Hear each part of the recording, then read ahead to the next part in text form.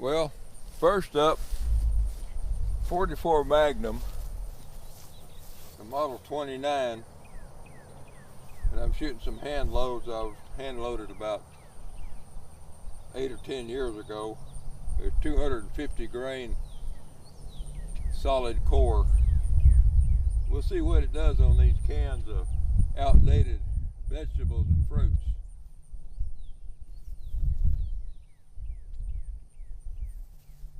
We get a little close up here. I'm not used to using this camera. There's the bullet. Model 29 Smith & Wesson 8 3/8 barrel. Let's see what happens.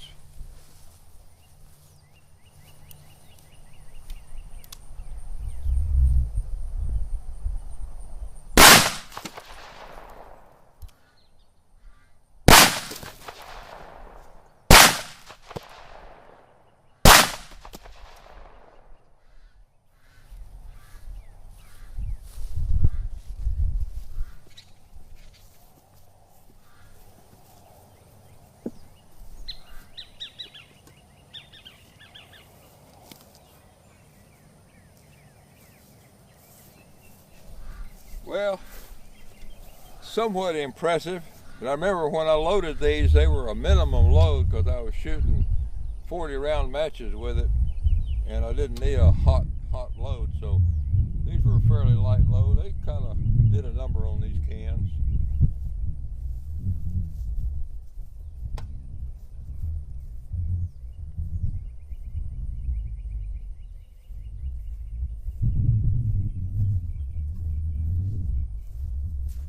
This was the first one that I hit. Of course, it was showing some internal pressure before I set the can up. It'd been sitting around going bad on us, so it's a little more impressive there. You can see the entry went in on this side, and then it came out on this side. It scattered fruit all over the place. Well, we're gonna get another gun and we'll try it. I think the next step's going to be my 30-30.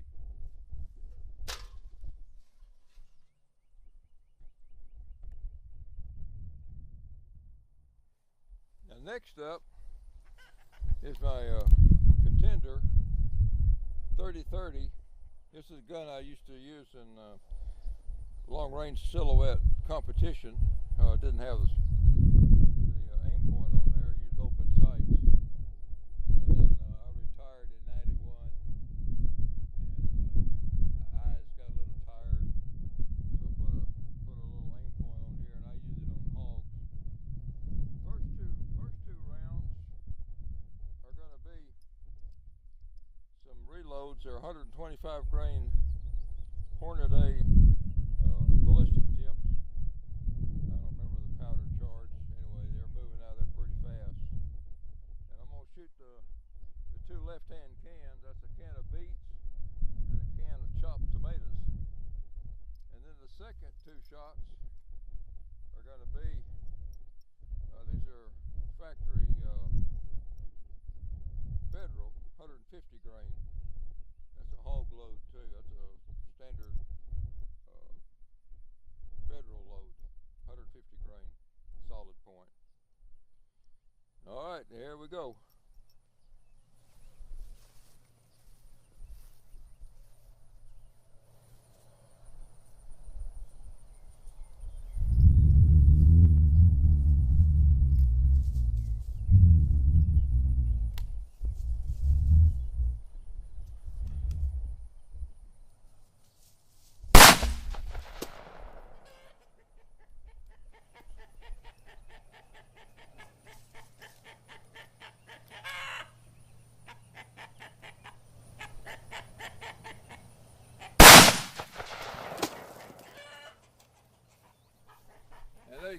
You couldn't see that on camera, but that can went about 15 feet up in the air. Well, now I'm going to shoot those two Federal 150 grains.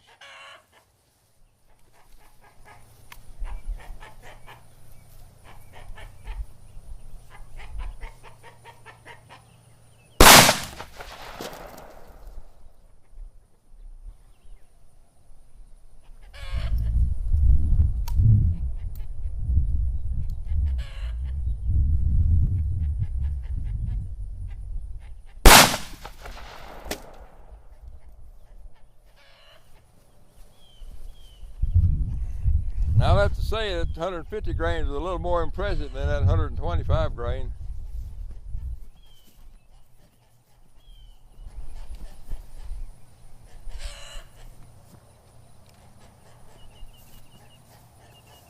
Of course, there's your 125 grain on those tomatoes, and then that 150 grain. Both these cans went probably 12, 15 feet up in the air.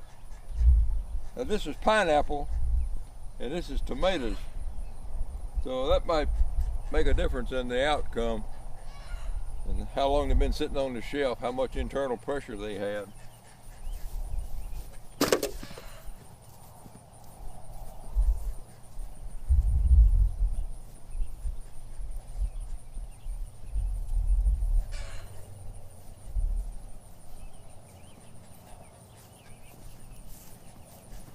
This was that first can of, I think it's tomatoes, peeled tomatoes, and it went, probably 25, 30 feet back behind the shooting bench. It really split it wide open. All right, well, let me go get another gun. I think it's gonna be my, one of my ARs.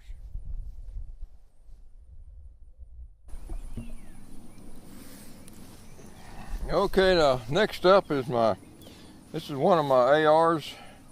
This is with an 80% lower receiver that I machined out in my shop, and I configured it for a pistol. It's got a 10.5 inch,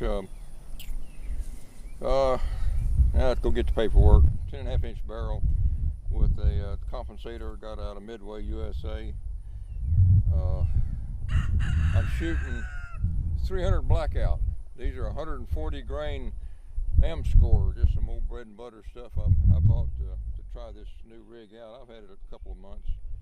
Got a little reflex sight on there, red dot. So I'm gonna shoot all 4 of them cans with this 300 blackout round, and we'll see what happens. Locked and loaded and ready to go.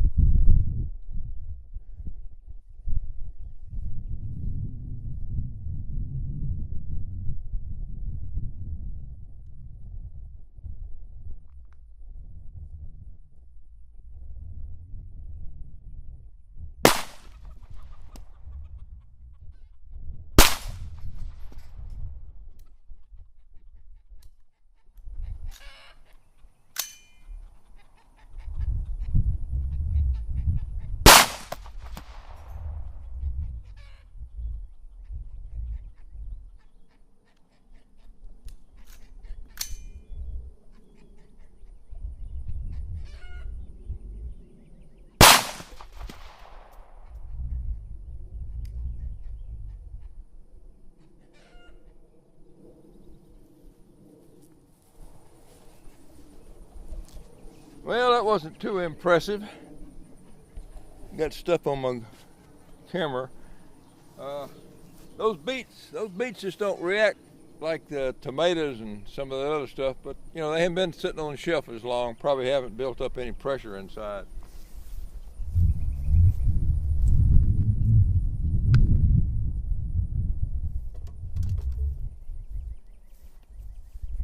Yeah, the entry was right here,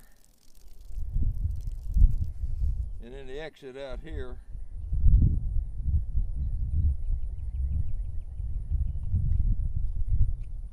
No, they're still good. They're about 5, 6 years old. Anyway, I'm going to change out that upper and put my 5.56 upper on it. I've got a complete upper assembly that I built up, so I can change out back and forth with the ease. I'll do that and come back and shoot 5.56, see what it does.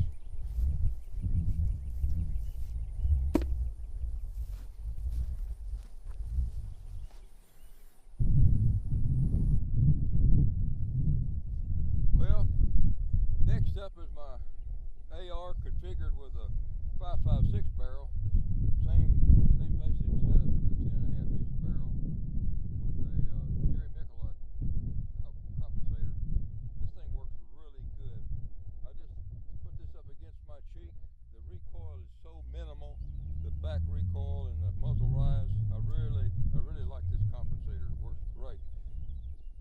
one similar to that on my 300 Blackout.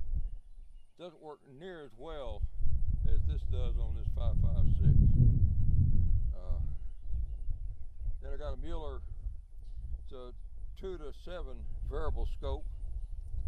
This is my, not hogs so much, maybe coyotes, other animal, maybe two-legged ones, who knows. You've seen two-legged coyotes? They're around. So I'm gonna pump these four rounds. These are Lake City standard military issue 5.56, 55 grain. Nothing special about that. And we'll see what we can do on these cans. Now we got some ripe olives. We got some hominy. Some more tomatoes. And a can of pitted olives. Let's see what this 5.56 will do to them. Locked and loaded, ready to go.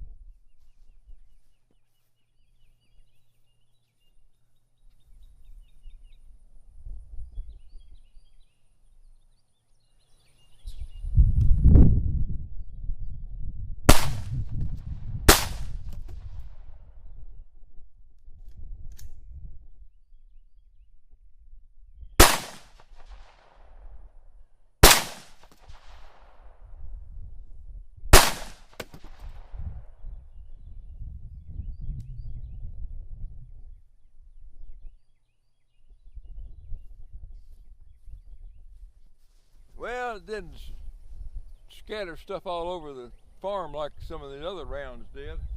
Let's see what we did.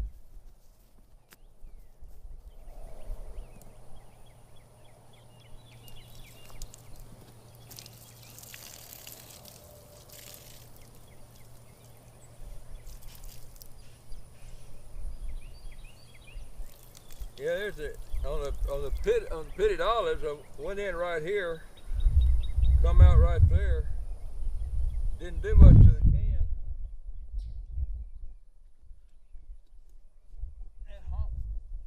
Now there's a hominy.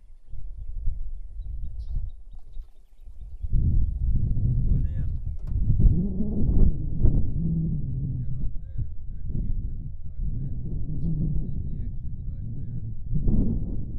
Yeah, right there. There's the entrance right there. And then the exit right there. So, hominy works differently than pitted olives. Who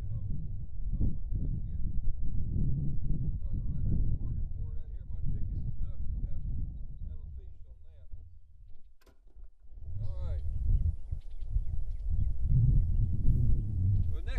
Be my grandson's rifle. He was up here for Father's Day and decided to leave it for me to shoot. I thought he was going to give it to me for Father's Day, but no chance. It's a Valkyrie. It's a new cartridge, new to me certainly. I'm kind of interested to see what it's going to do to some of this stuff. I may shoot it 4 or 5 times. I'll go up there and get it. See what we can do.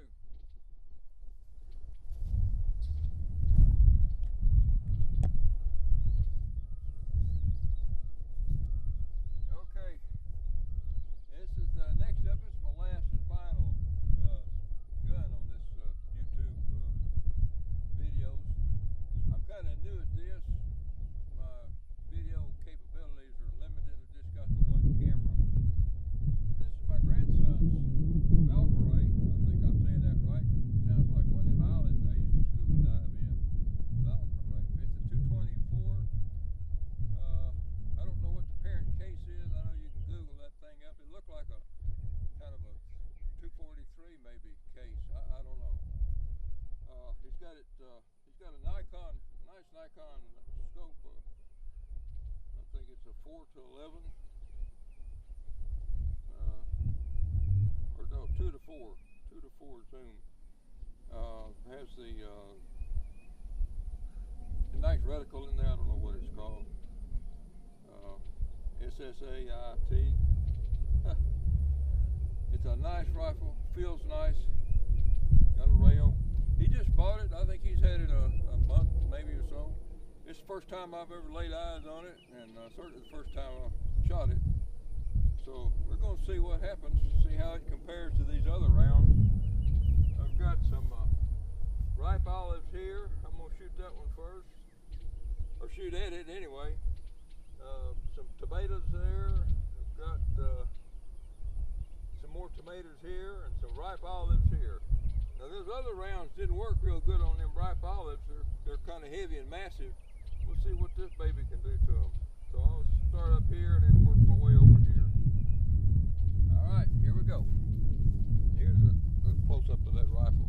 That's a beautiful gun. It's a Savage MSR 15.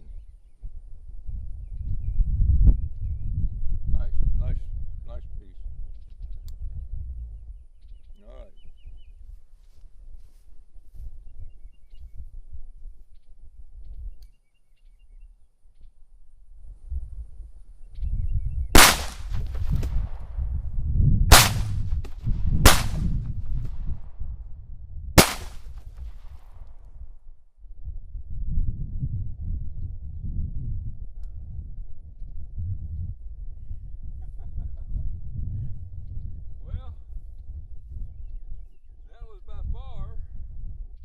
Impressive of everything out here. I think I'm gonna put my 5.56 and 300 blackout on the sale block and get me a Valkyrie or whatever that thing is called. I mean, it obliterated that stuff.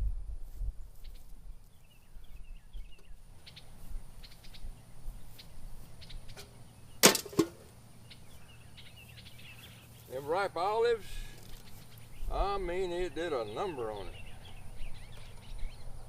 Way better than anything else. Let's see where the entry wound is. Can't find it under this paper. I think it's right. No.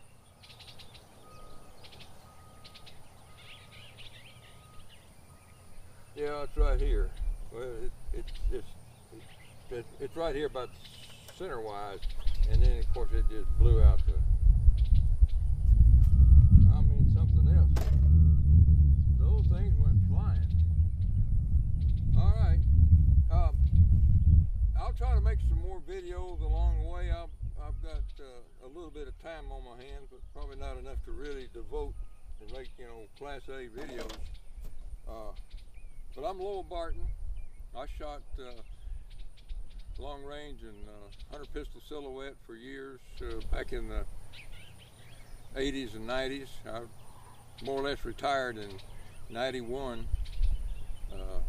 Used to travel all around the country. I'll probably run across some of you folks out there over the years, going from California to North Carolina and all points between, and kind of spent a lot of time up at Whittington Center. We shot several national matches up there. So anyway, I'll see what I can do about my video expertise, and I'm gonna have to get me one of those Valkyries, come out here and shoot some more with it. But anyway, that's all for now. Got any comments, we'll put them down there in the comment section, as they say. That's it. Oh, thank you, Jeremy, for letting me shoot your rifle.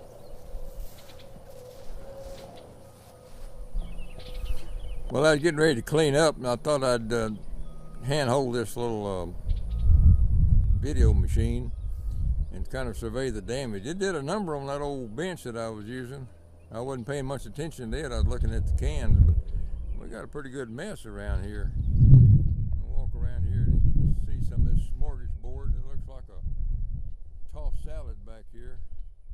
I know my chickens will enjoy that. Boy, they went scattering those first 2 or 3 rounds that I shot. But all the metal cans will go in the scrap iron pile, and we'll go cash them in along with all the other junk that I collect. All right, well, that's it for now. Y'all take care. Bye.